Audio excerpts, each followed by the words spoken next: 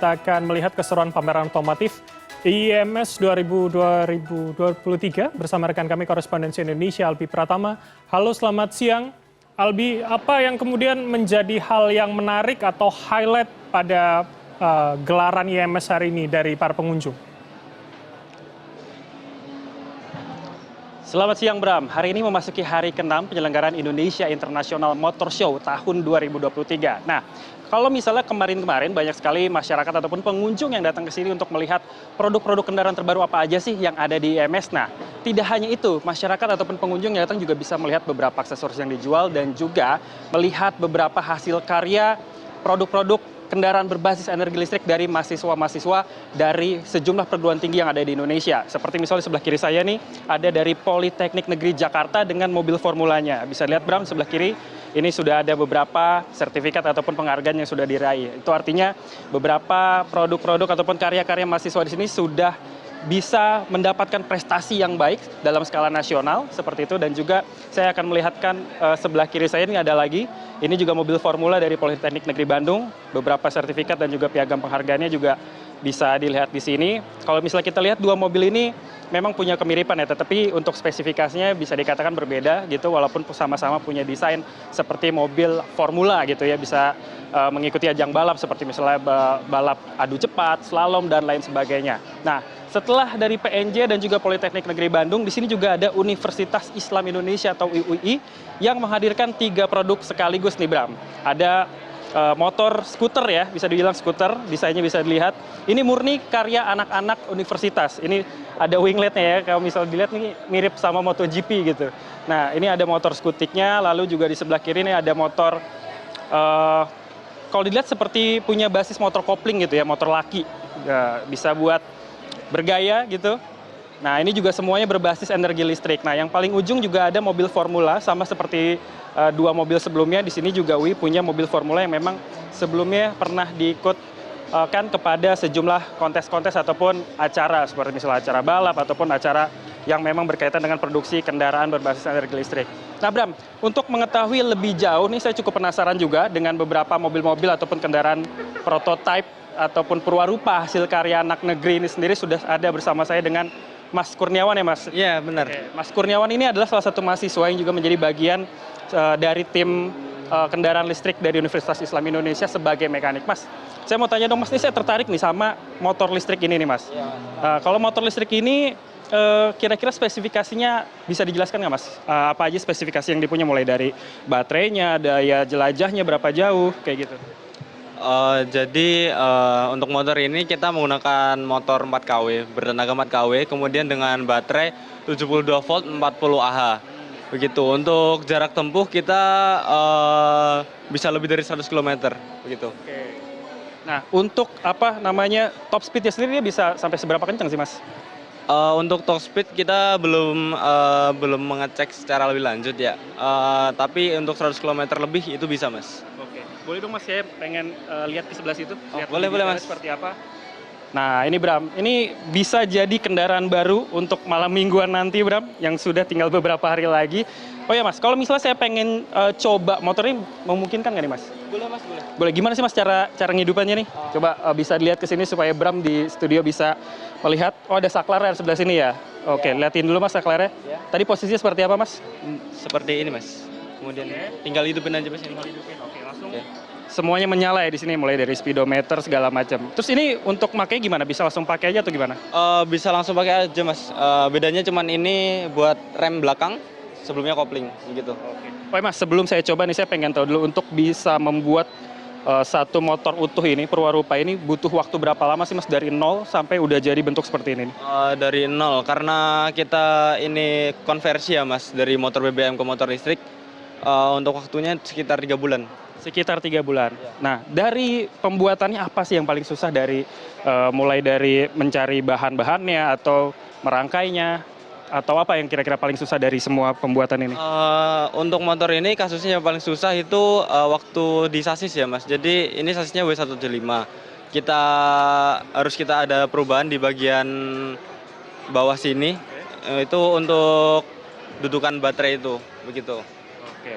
Ini berarti udah bisa langsung saya coba nih ya? Bisa Mas. Oke, Bram, saya akan mencoba ataupun menjajal gimana sih rasanya naik motor listrik hasil buatan teman-teman mahasiswa dari UI ini nih. Saya nitip dulu mikrofonnya di sini ya.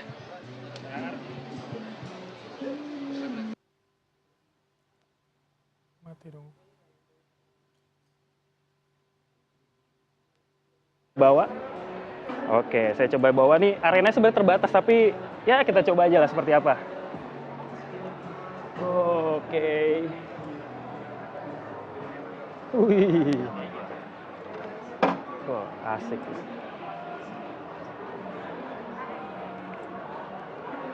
Sebentar ya Bram. Nih, saya putar balik dulu karena lahannya di sini cukup terbatas, jadi saya harus cari-cari angle dulu biar bisa ngerasain gimana sensasi naik motor listrik buatan teman-teman mahasiswa ini.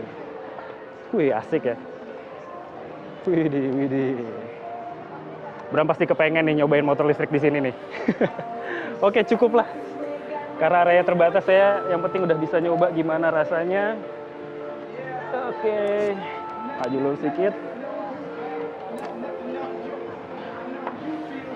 Nah, Bram, sensasi naik motor listrik buatan mahasiswa ini seperti kendaraan listrik, sepeda motor listrik pada umumnya ya. Jadi nggak ada suaranya, nggak ada emisinya, dan kalau misalnya di accelerate gitu, putaran gasnya itu kayak didorong sama jin gitu ya. Jadi nggak ada suaranya sama sekali gitu.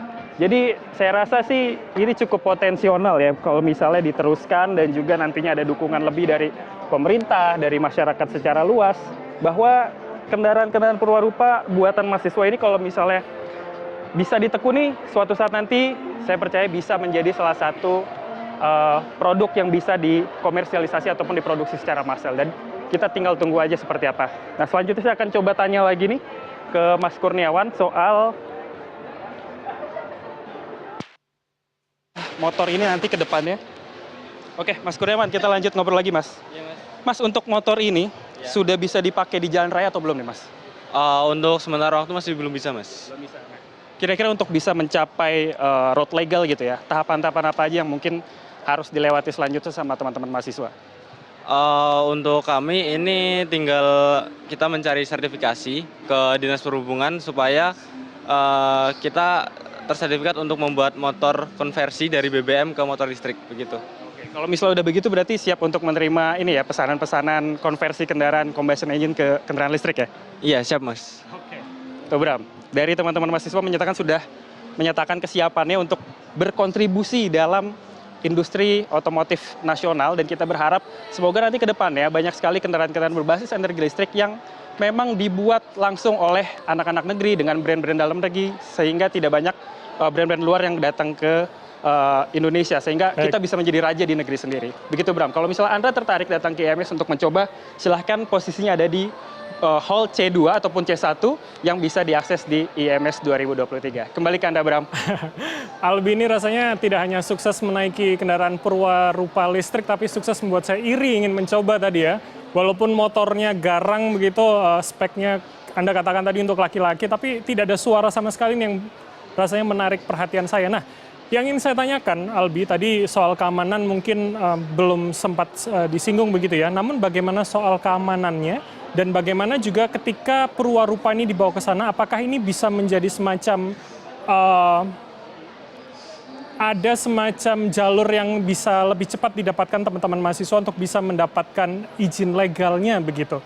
Sehingga seperti harapan Albi tentunya, kita tidak hanya merancang perwarupa saja, tapi harapannya terkait dengan izin legalnya sendiri memang tadi disampaikan oleh Mas Kurniawan dari UI, menyatakan bahwa memang harus ada beberapa tahapan-tahapan lagi yang harus mereka lalui untuk bisa mendapatkan sertifikasi, baik itu uji kelayakannya, lalu juga kapasitas baterai yang digunakan apakah aman untuk digunakan jarak jauh, apakah menimbulkan potensi bahaya atau tidak, seperti misalnya konsleting, kebakaran, dan lain sebagainya, dan juga ada beberapa indikator-indikator lain yang nantinya harus mereka penuhi. Tetapi bukan hal yang tidak mungkin, karena saat ini juga sudah mulai banyak bengkel-bengkel yang bisa memodifikasi, dalam arti ini mengkonversi kendaraan-kendaraan motor yang sebelumnya berbahan bakar bensin, ini menjadi kendaraan-kendaraan berbasis energi listrik, dan itu juga sudah didukung oleh pemerintah, dalam hal ini oleh Kementerian Perhubungan dan juga Kementerian SDM. Jadi bukan tidak mungkin suatu saat para mahasiswa ini bisa ikut serta untuk membuat produk-produk. Nah, salah satu yang mungkin saya bisa kasih contoh itu adalah salah satunya dari ITS, Universitas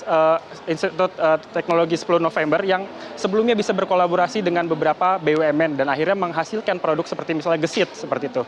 Nah, bukan hal yang tidak mungkin terkait dengan teman-teman yang ada di sini juga bisa turut serta mengikuti jejak-jejak dari universitas-universitas yang sudah lebih dulu turun ke industri untuk bisa menyempurnakan produk-produk mereka. Nah, terkait juga dengan keamanan, tadi saya coba sudah tanyakan, misalnya baterai listrik yang disimpan di bawah tangki ini, posisinya sudah tertutup sehingga bisa meminimalisir cipratan air hujan ketika misalnya digunakan. Sehingga ini bisa dikatakan sudah mulai advance ya untuk tingkat keamanannya. Tinggal disempurnakan di beberapa sektor dan saya yakin ini bisa semakin lebih sempurna lagi. Begitu, Bram.